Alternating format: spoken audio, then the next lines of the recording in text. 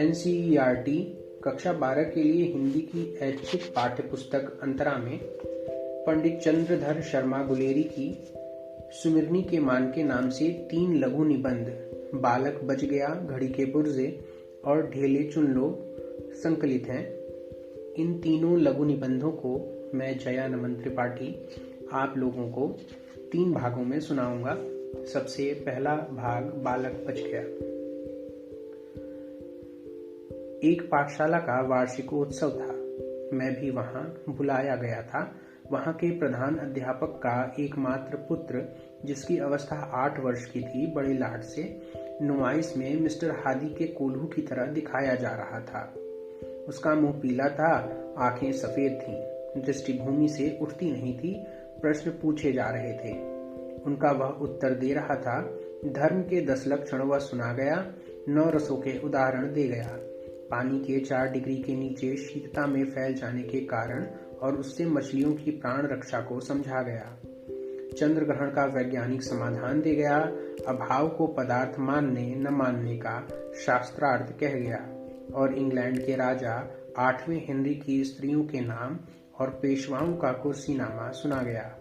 यह पूछा गया कि तू क्या करेगा।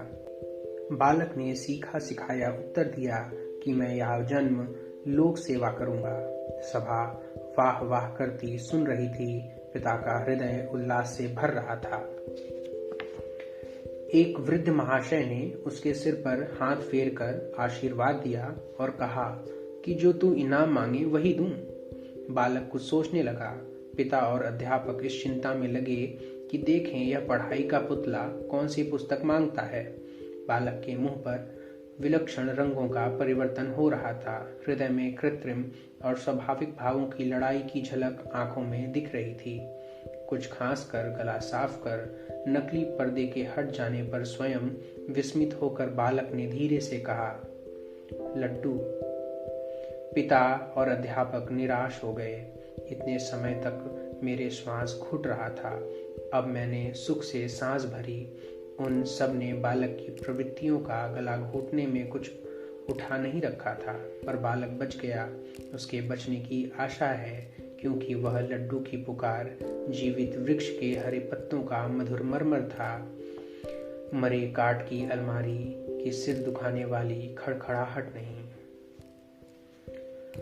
तो यह थी पहली लघु कथा। अगली कथा